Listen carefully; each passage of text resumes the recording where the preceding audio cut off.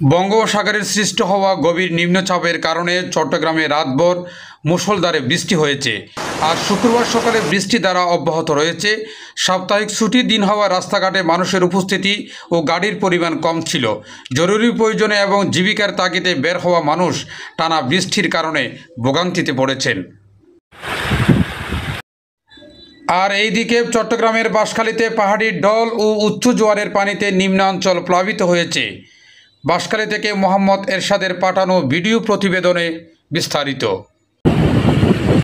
বৃহস্পতিবার সকাল থেকে শুক্রবার বিকাল পর্যন্ত ভারী বর্ষণ ও জোয়ারের পানিতে এবং পাহাড়ি ঢলে সনুয়া, কানকানাবাদ, সরল, বাহারচড়া, চাম্বল, গন্ডামারায় স্বাভাবিক জোয়ার থেকে সমুদ্রের পানি বেশি হওয়ায় কিছু কিছু জায়গায় বেড়িবাঁধ ভেঙে টপকে সমুদ্রের লোনাপানি লোকালয়ে প্রবেশ করেছে। লোকালয়ে সমুদ্র লোনাপানি প্রবেশ করায় স্থানীয় সিন্ডিকেট ও সবজি ক্ষেতে ক্ষয়ক্ষতি হয়েছে। এছাড়াও পাহাড়ের ঢলে পান ক্ষেত ও সবজি ক্ষেতেও বড় ধরনের ক্ষয়ক্ষতি হয়েছে। বাগানো খরা এমনি পানি ঢুকে যায়, জোয়ারের পানি। তো কেন এখানে তো বেরিবাদ নাই?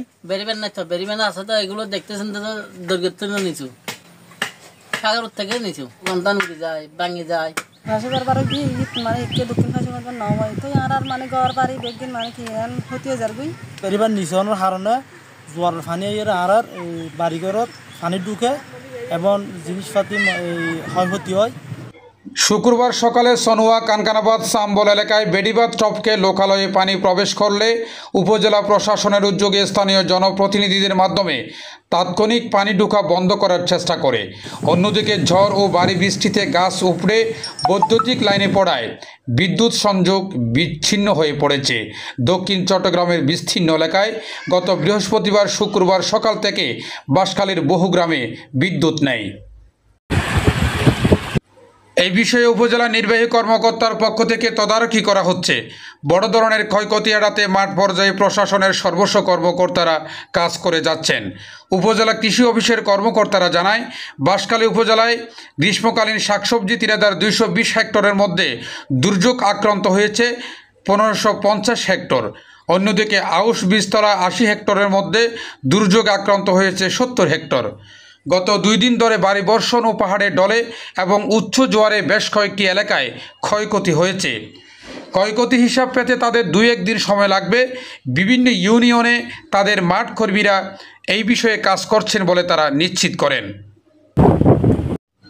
কানকানাবাদ ইউনিয়ন পরিষদের ভারপ্রাপ্ত চেয়ারম্যান মোহাম্মদ শহীদুল ইসলাম শিকদার জানান, সকালে কানকানাবাদ পয়েন্ট ও কদম রসুল পয়েন্ট এলাকায় সমুদ্রের উচ্চ জোয়ারের ফলে বেড়িবাঁধ ডিঙ্গিয়ে লোকালয়ে পানি প্রবেশ করলে উপজেলা নির্বাহী কর্মকর্তার নির্দেশে তাৎক্ষণিকভাবে স্থানীয়দের নিয়ে পানি প্রবেশ বন্ধ করার চেষ্টা করি। বাঁশখালী উপজেলার সিপিবি রেডিও অপারেটর মিন্টু কান্তি দাস জানান, দেশের আবহাওয়া অবস্থা খারাপ হওয়ার কারণে বাঁশখালীর বিভিন্ন জায়গায় সিপিবির স্বেচ্ছাসেবকদের মাধ্যমে খোঁজ খবর নেওয়া হচ্ছে। প্রতি বছর বর্ষা মৌসুম আসলে এই পশ্চিম বাঁশখালীতে এই বেড়িবাঁধ, বাহারচড়া, রত্নপুর এই যে বাকি অংশ আছে বেড়িবাঁধের, এই বাকি অংশ পানিতে প্লাবিত হয়ে পশ্চিম দিকের পানি পূর্ব বেড়িবাঁধ দিকে পানি পড়ে। বাঁশখালী উপজেলা নির্বাহী কর্মকর্তা জামশুদুল আলম জানান, ভারী বর্ষণ ও পাহাড়ের ঢলে এবং সমুদ্র জোয়ারের ফলে কোথাও তেমন বড় ধরনের ক্ষয়ক্ষতি হয়নি। স্থানীয় জনপ্রতিনিধিদের মাধ্যমে এই বিষয়ে সবসময় খোঁজ খবর নেওয়া হচ্ছে। শুক্রবার সকালে সনুয়া, কানকানাবাদ, চাম্বল কিছু কিছু জায়গায় বেড়িবাঁধ ডিঙ্গিয়ে সমুদ্রের লোনাপানি প্রবেশ করলে জনপ্রতিনিধিদের মাধ্যমে সেগুলো তাৎক্ষণিকভাবে বন্ধ করার চেষ্টা করি। Desk news, city news TV 24, Chittagong.